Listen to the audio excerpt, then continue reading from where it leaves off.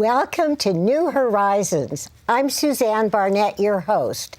Tonight, I always have very unusual guests. Well, tonight, I have a guest.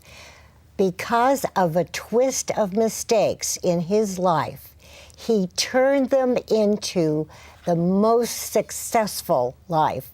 And I'm so proud and privileged to introduce Dr. Frank J. Jones. Thank you very much, Suzanne. I'm delighted to see you here tonight. Usually we see each other wearing casual clothes in our driveways. It's good to see you looking so stylish in front of your TV audience. And you're so handsome. I mean, I only have handsome men. Ugly women, but handsome men. Okay, well. No, not ugly women. I can't say that.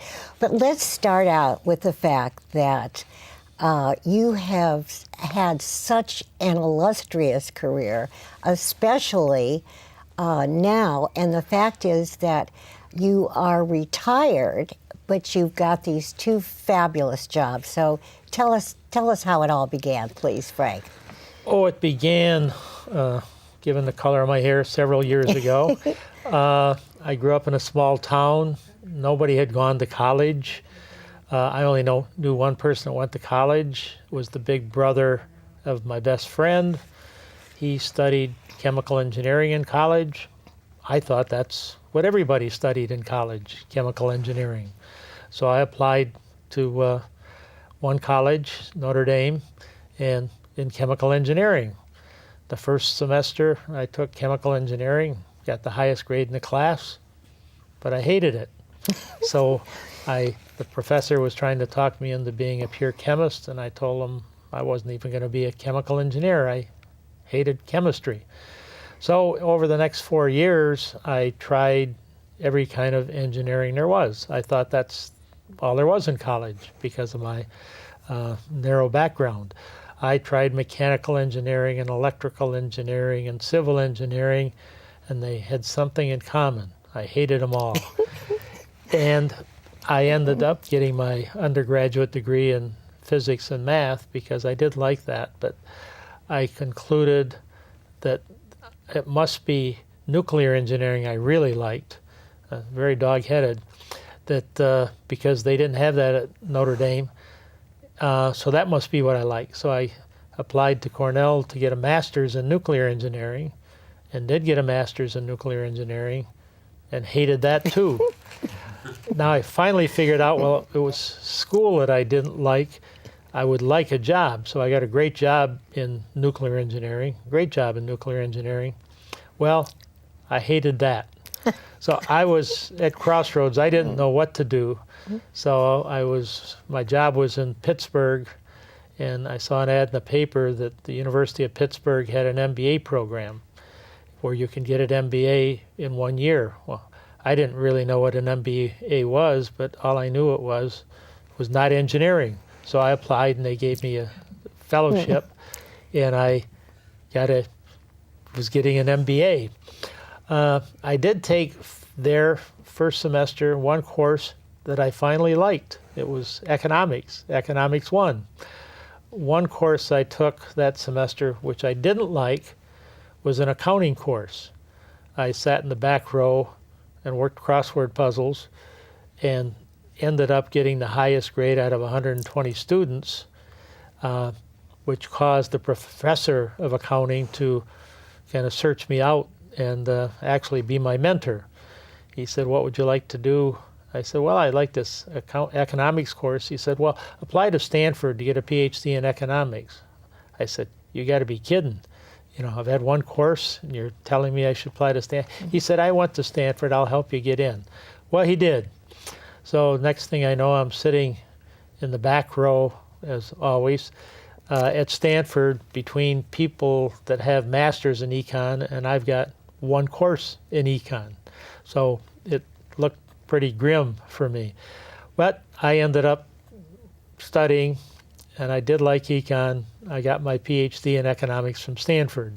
So I finally found something I liked. And from there, I went from academics to Wall Street and spent 23-year wonderful years on Wall Street.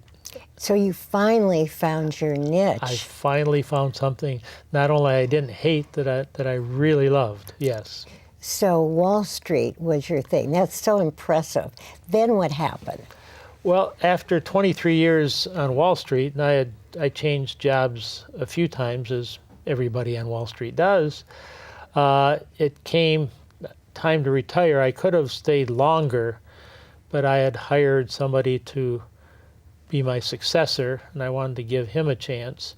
And my boss, who was the CEO, was retiring, so I thought I'd let my successor break in the new CEO. So I decided to retire as well. So my choices in retirement were one where I would live, and having gone to Stanford, I liked the Bay Area, so I decided to live in Stanford, in the Bay Area. And then the other choice was what to do with all this newfound time. And I don't play golf. I hate golf, just like I hate nuclear engineering. So I had to have something else to do. So I ended up with a tenured full professorship at San Jose State, where I could teach finance, which was what I liked. And I also, at about the same time, ended up being the chairman of the investment committee of a wealth management firm up in San Rafael, and I'm still doing that. So I'm a full-time professor, and I'm also a half-time CEO? Well, no, it's the chairman of the investment committee okay. of this wealth management firm. So I'm retired, and I also have 1.5 jobs. And retirement is a lot of work, is what I always say. Yeah. But it sounds to me, and since I know you, you're so happy. And on the next show we're going to do, we are going to tell the hottest story about your 2 wives. Okay. I mean, you're not a Mormon, but I mean, one of them isn't dead. Just but, to make it clear, I have one wife today. Yeah. Okay. I only have one wife. Yeah, that's accounting one, right? Yes, that's right. Right. That's right. So now tell me, what else do you do? Well, in addition to having 1.5 jobs, Sally and I travel a lot. Every summer we take a major vacation, 2.5 weeks someplace, different places around the world. Last year was France, the year before it was China. This year we're going to Canada to see the Calgary Stampede, and also I'll see the Canadian Rockies, which should be fun. I exercise a lot, but I spend a lot of time working on my school and my... And what about those 2 books? Where are they, Frank? Well, I forgot the books. I got, actually I had one of the books, I've written 2 books this year, or 2011, 2 books that were published. And I was busy working on yet another book, and I forgot the 2 that were already out. So there is truth about the absent-minded professor. Well, yeah, I've got to say that there is some truth to that. There is some truth to that. No one's perfect, right? Well, I don't know whether anybody is, but I'm sure not. Well, you I'm sure are sure good. not. You sure were a good student, though. I was a good student. And tell, I think this is such a interesting story about when you had to teach your first job at San Jose State, the first course. What happened? Okay, so I retired from Wall Street. On a Friday, they gave me my going away party and all of that kind of thing. On the following Monday, I was scheduled to begin my teaching career at San Jose State. I was assigned 2 courses, neither of which I'd ever taught before, and one of which I didn't know anything about. So I got off the plane at San Jose Airport on Friday afternoon, and I had all weekend to get ready for 2 classes I was going to teach beginning on Monday. And I did it, and I don't even think the students knew that I hadn't taught these courses before, and as a matter of fact, didn't know anything about one of the 2. Do you have a photographic memory? No, actually my memory isn't my strong suit. I like to, I hate to rely on my memory. I like to be able to figure things out. So once back in my earlier career, I took a IQ aptitude test at the company. The company was IBM at the time, after my MBA, and they were aghast at the results of my test. They said, "You don't know anything and you can figure everything out." And I looked at them, I said, "Yeah, I think your test works. That's what it is." So IQ tests are not necessarily accurate. Well, there are different parts to IQ. Memory is one part, and that's not my strong suit. Figuring things out is another part of IQ, and I'm pretty good at that. So I would say you have an analytical mind. Yes, definitely. Yeah. Definitely. And I got that from studying engineering. I hated the engineering, but two things I got from it was an analytical mind and a mathematical mind. I'm quite good at math, which is really helpful in my career in investments. And we were talking about the economy, and I asked you if you were optimistic about it. Would you talk about that a little bit? Sure. I will talk about that from an analytical perspective. Okay.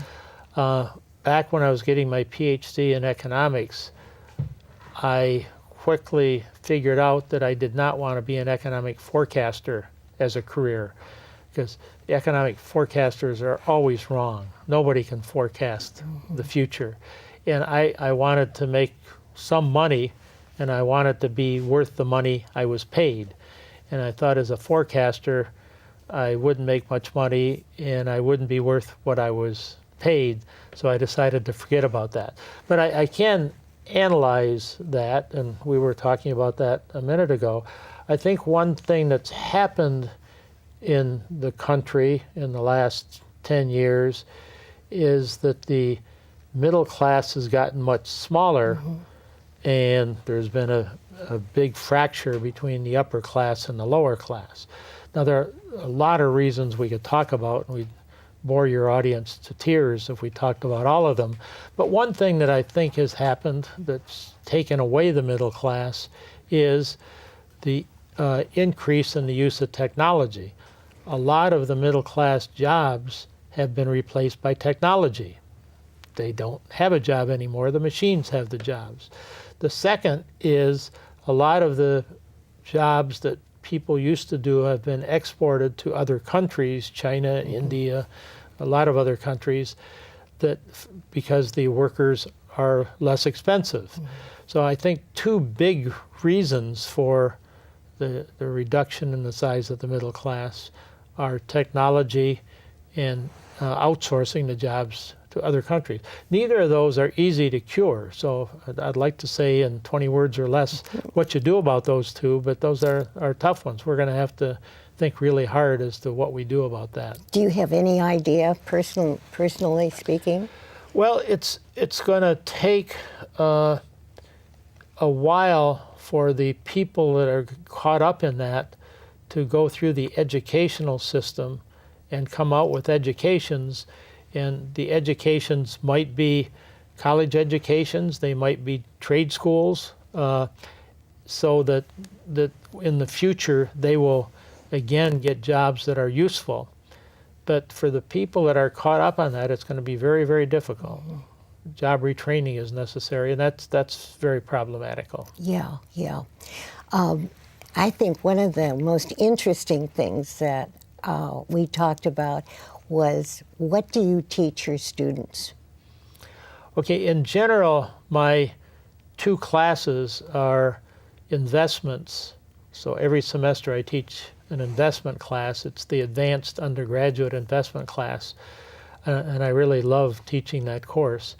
And the other course I teach is a graduate class, an MBA class in business valuation, and how you value a business for either buying a stock or for mergers and acquisitions. I also like that. So I have a really good mix of undergraduate and graduate, and two courses that I really, really like. I guess one of at San Jose State, we get two types. We get an evaluation of our teaching.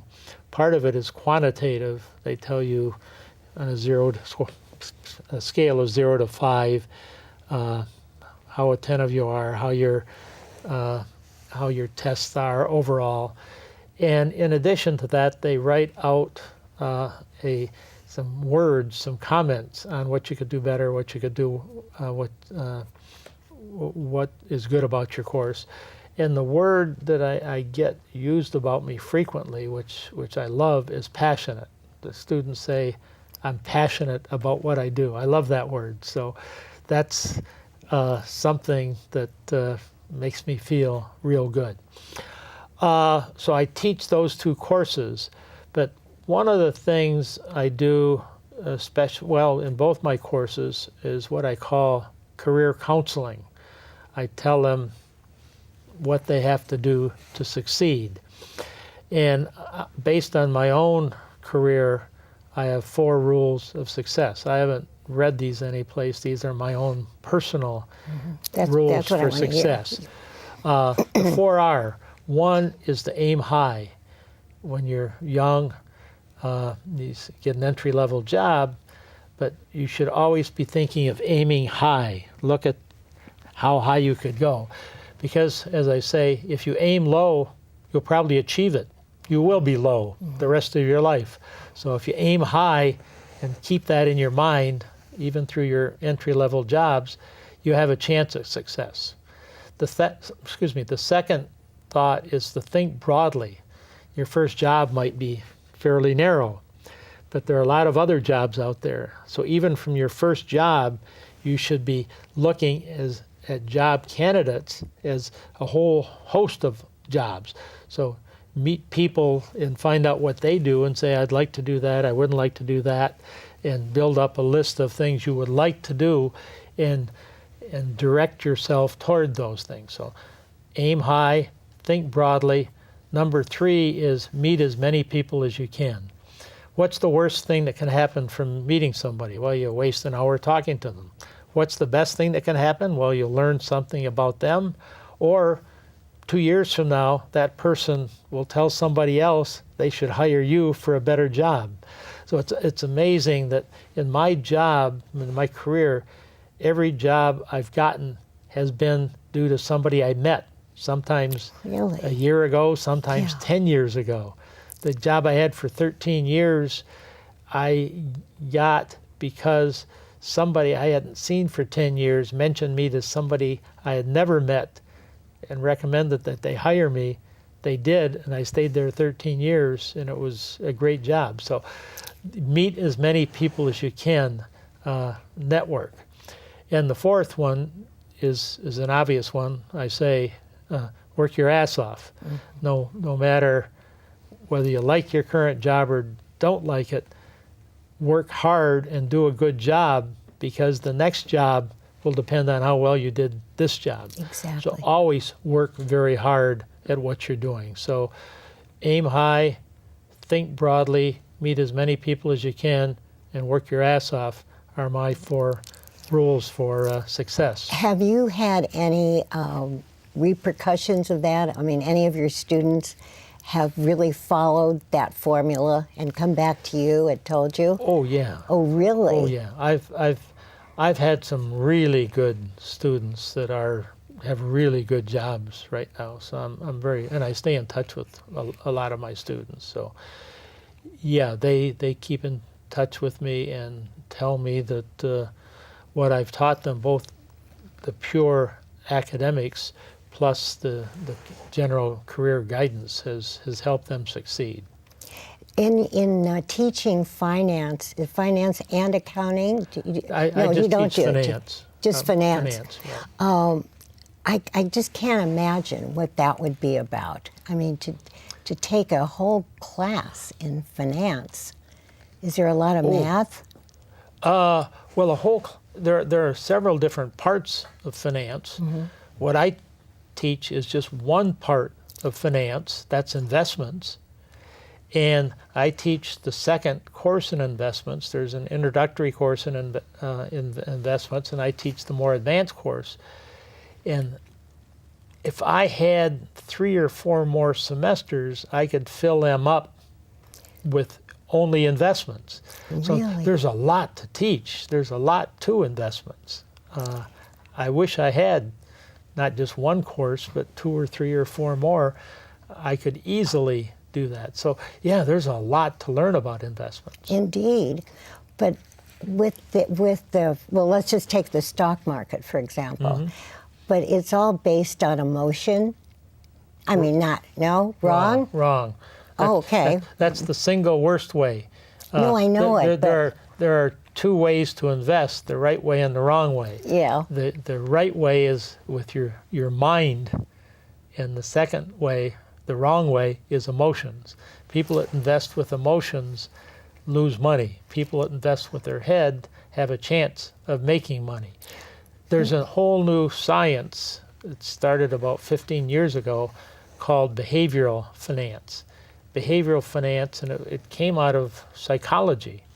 And it's taken over. It hasn't taken over. It's added a new dimension to finance. The basic finance, basic investments, is very mathematical, analytical, rigorous.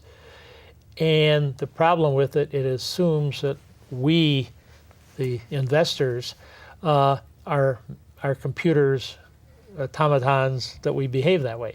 We don't. So behavioral finance is picked up saying, hey, human beings are individuals that don't think like computers, and they think with they perform on the basis of emotions, which gets them in trouble, which gets them making mistakes, which causes them to lose money.